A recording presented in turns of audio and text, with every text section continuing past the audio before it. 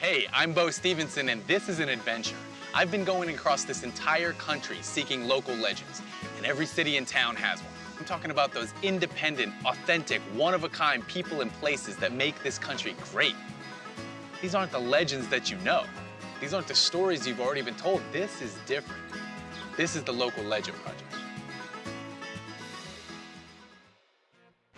Okay, so they're not franchises, and they're not part of some chain or restaurant group. I'm talking about those down-home, family-owned restaurants that are as unique and important to their cities as any landmark. And down in Mobile, Alabama, I'm talking about the oldest restaurant in town, the Dewdrop Inn.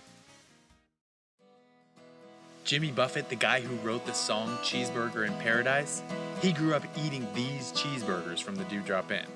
But you know what? It's actually the hot dog that put the Dewdrop Inn on the map. Let's see if we can go in the kitchen here and see how all this magic is made.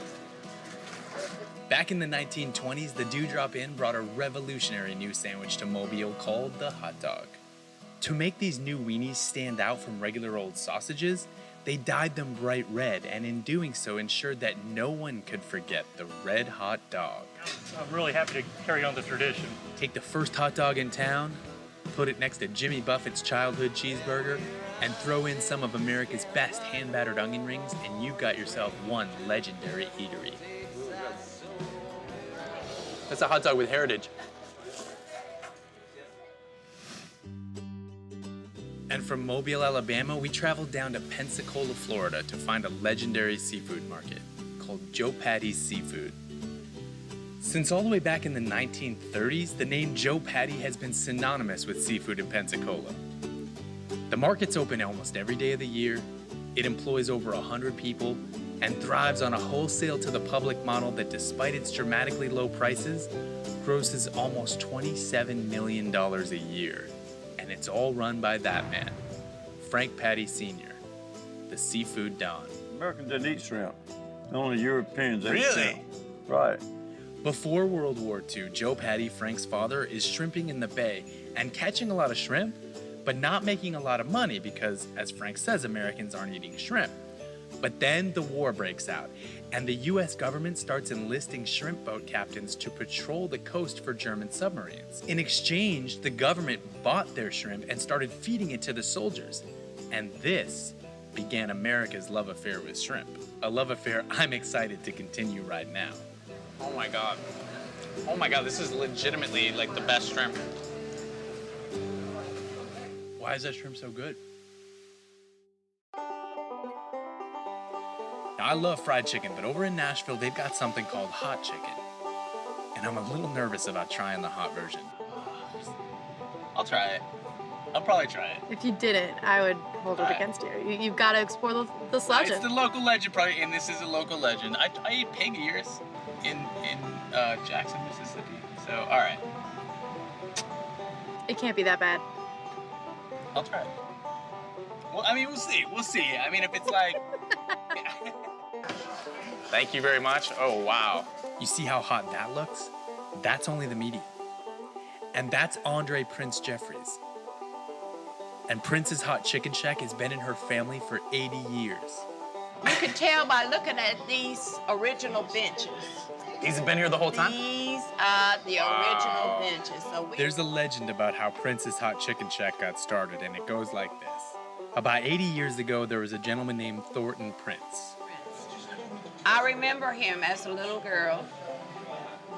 He was good looking. He was. He had a lady who thought he was stepping out on her.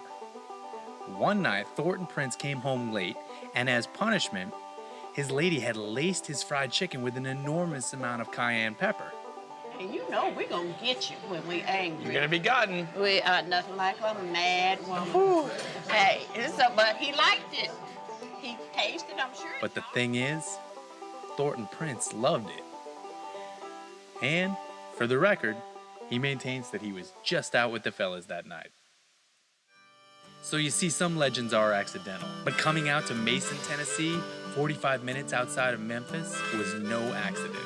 This is Gus's Fried Chicken. I've been hearing about this place my entire life, and now I'm finally here. I can't wait to go inside, meet Renee, and eat some of this chicken. You're the co-owner and operator of Gus's Chicken. whose motto is, if you haven't had Gus's, you haven't had fried chicken. Yes, that's right. I love it. All right, now I am so excited to be trying this chicken. So let me just get my little breast meat right in there, right?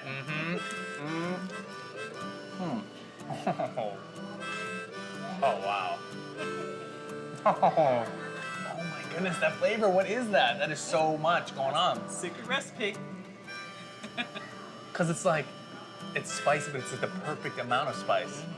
Like it doesn't Not hurt. too It's, spicy. no, it's just perfect. You're not on Facebook, you don't really do social media, and yet people all over the world know about you guys. I love that, I love that. So, can you tell me a little bit about the heritage of Gus's Chicken? Well, my grandfather started back in the late 60s, early 70s. And he had a little tavern downtown. So he started, you know, playing around with the recipe, like I said, and he got it good and started cooking chicken. And it got so popular back then, you know, everybody was still segregated, the whites and the blacks. All the way in the So- 70s? The early part of the 70s. Wow. Yeah. Late 60s, early part of the 70s, you know. Yeah. Down south, they still Yeah. didn't do too Yeah. much together. And so, you know, the whites didn't really want to be seen in the clubs with the blacks, but they loved his chicken and his fish. So they would go and knock on the back door and say, Nate, you give us around some of that chicken in a brown bag, you know? He built this place up, and then it just turned to a restaurant, and everybody started coming.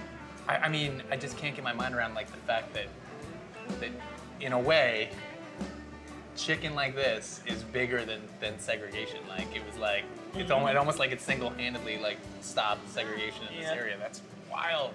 Renee Carter, thank you so much. The thing that's the same about all the owners of all these legendary restaurants is that you can feel that they love what they do. And when the people love what they do who are making you food, there are no leftovers. Well, I'm off to discover other local legends. So look for more episodes of the Local Legend Project as we seek to tell the stories of America you haven't been told.